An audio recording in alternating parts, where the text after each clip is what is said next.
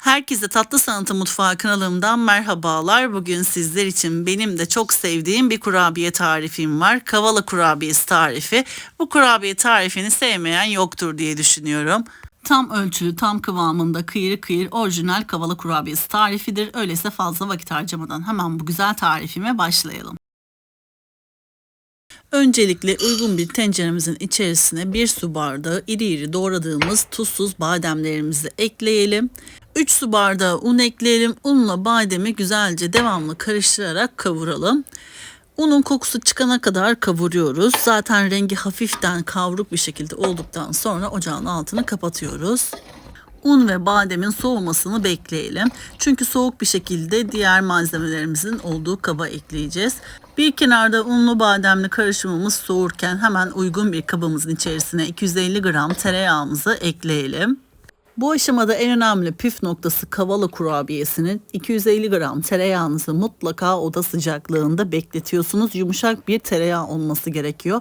Yumuşak bir tereyağı ise eğer oda sıcaklığında bekletmişseniz kesinlikle kurabiyenizde yayılma veya dağılma söz konusu olmayacaktır görüntü olarak. 1 su bardağı pudra şekeri ekliyorum. 1 paket toz vanilya ekliyorum. 1 paket toz vanilya 5 gramdır. Bu malzemelerimizi şöyle bir çırpıcıyla karıştıralım. Sonra elimizle karıştıralım. Karıştırdıktan sonra diğer malzemelerimizi ekleyelim.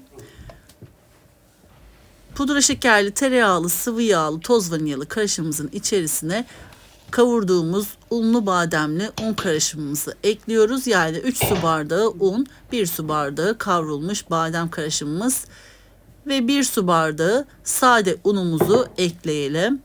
Kavurmadığımız 1 su bardağı beyaz unumuzu ekliyoruz. Elimizle güzelce yoğuralım. Kullanmış olduğum su bardağı ölçüm 200 mililitredir. Hamurumuzun kıvamı bu şekilde. Gördüğünüz gibi ele yapışmayan kurabiye hamuru hazırladık. Fakat ufak tefek böyle parçalanmış bir görüntü görebilirsiniz. Çok normal. Kavala kurabiyesinin hamuru bu şekilde oluyor. 2 yağlı kağıdın arasına kurabiye hamurumuzu yerleştirelim ve merdane yardımıyla 2 santim kalınlığında kurabiye hamurumuzu açalım. Kavala kurabiyesinin şeklini dilerseniz büyük boyutlarda ay şeklinde yapabilirsiniz veya küçük boyutlarda benim yaptığım gibi hazırlayabilirsiniz. Ben küçük boyutlarda hazırladım. Size vermiş olduğum bu malzeme ölçülerinden toplamda 70 adet kavala kurabiyesi elde ettim.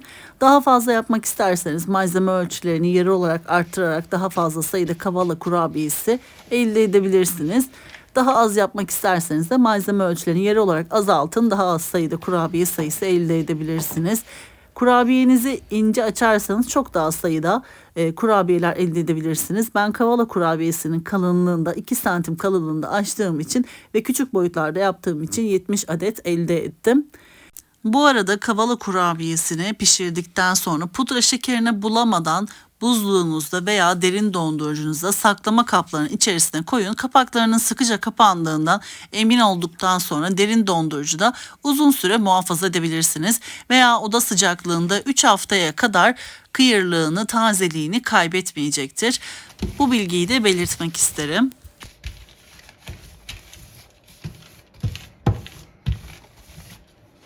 Hamurumuzu istediğimiz kalınlıkta merdane ile açtıktan sonra yağlı kağıdını kaldıralım ve 1 çay bardağı ile şekil veriyoruz. Çay bardağının ağız kısmından faydalanarak bu şekilde ay şeklini verelim. Ben küçük ağızlı en küçük çay bardağını kullandım. Bu şekilde küçük küçük kavala kurabiyeleri elde ettim. İlk önce gördüğünüz gibi çay bardağından hamurumuzun üzerinde ay şeklinde şekil oluşturuyoruz ve aynı hizada devam ediyoruz bu şekli oluşturmaya. Hamurumuzda şekil verme işlemini tamamladıktan sonra arta kalan kurabiye parçalarıyla tekrardan 2 yağlı kağıdın arasında kurabiye hamurumuzu aynı kalınlıkta açıyoruz ve şekil vermeye devam ediyoruz. Ben bu işlemi 2-3 defa yaptım. Hamurum bitene kadar kavala kurabiyesinin şeklini oluşturdum.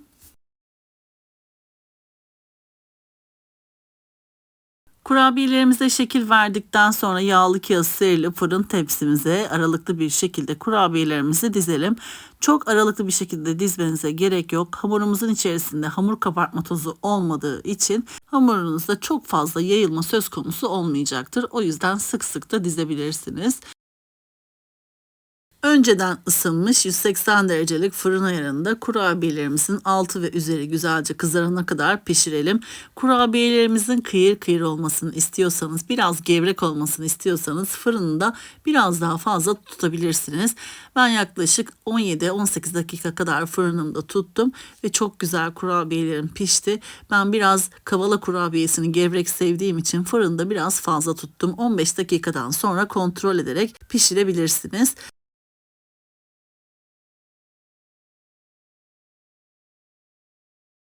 İlk tepsimi fırına verdim. Fırından çıktıktan sonra kurabiyelerimizin soğumasını mutlaka bekleyelim. Hafif soğuduktan sonra kurabiyelerimizin üzerine pudra şekerini bulayacağız.